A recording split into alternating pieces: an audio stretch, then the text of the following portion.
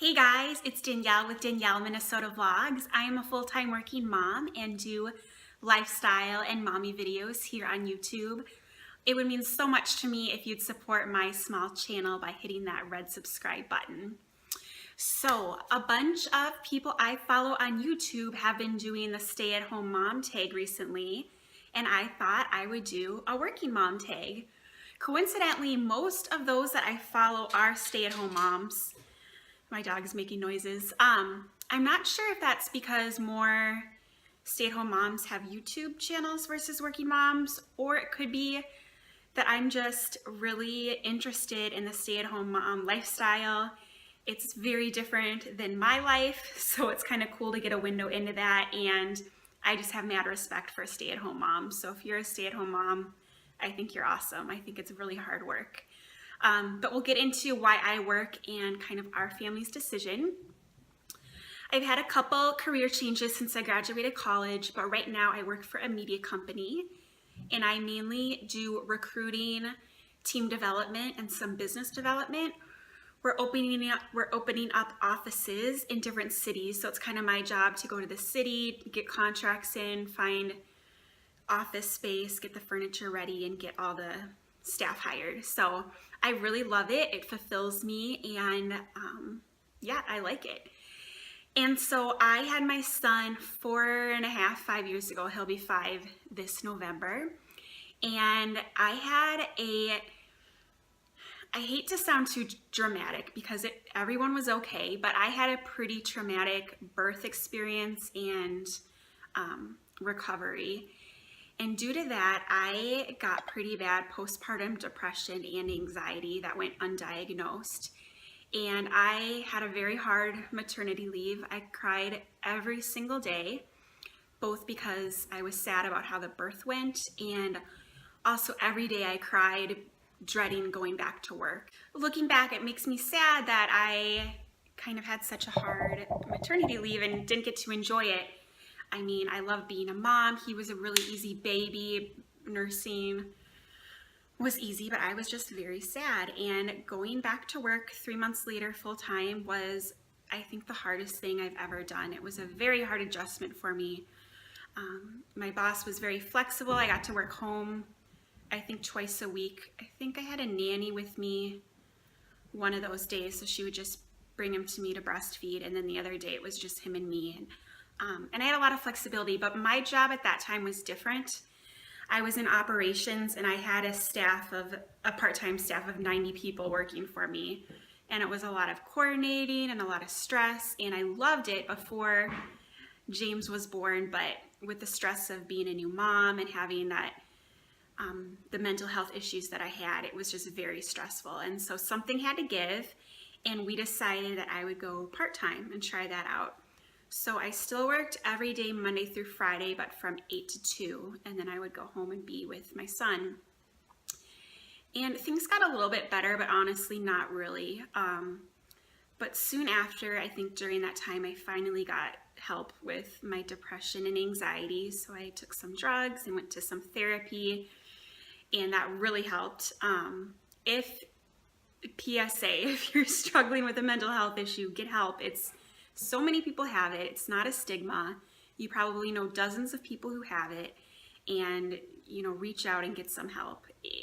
At least with me, I didn't even understand how bad it was until I got the help, and kind of the wool was taken away from my eyes, and I was like, oh my goodness, I was so unhappy. Like, I was not myself, and now I feel great, and I'm so sad that I wasted all that time kind of resisting help. So that's my PSA about that. But anyway, so I got some help, and then I actually changed positions. I got a promotion, and it was more responsibility. It's actually what I'm doing now. It's more responsibility, but way less stress, so it's awesome. And so then I really started feeling better, and I actually kind of missed being at work full time. I felt left out. I wasn't part of key decision-making processes because I wasn't there all the time, and I just missed it. And I missed making as much money as I used to because I took a cut, of course, to be part-time. So I went back full time, and that's where we've been ever since. It's probably been 3 years like that. And it is the right decision for my family, but it doesn't come without me feeling guilty.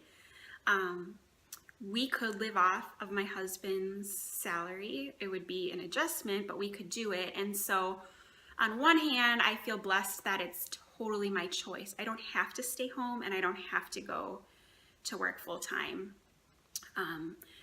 But on the other hand, the fact that I'm choosing to be away from my son at work, I feel the mom guilt daily that I'm away from him for so many hours during the weekday. But I feel like whatever decision a mom makes, they have that mom guilt. And so you just have to trust in your decision that you make with your family. And maybe someday it'll change. Maybe I'll go back to part-time. Maybe I'll be a stay-at-home mom someday. But for now, this is the good decision for us. Lastly, as far as work-life balance, which I try to do, but I fail at every single day. My main thing is I try to be present wherever I am. So when I'm at work, I'm present at work and doing my work as well as I can. And when I'm at home with my son, I am a mom, I'm a wife, and I try to kind of keep work away and just really focus on being present with my son so I can make great memories with him.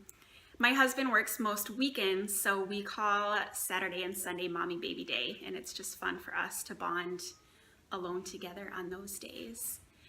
And then as far as me time, I try really hard to work at self-care, and again, fail a lot of days, but my big self-care is during my lunch break most days, I go to a gym and I work out.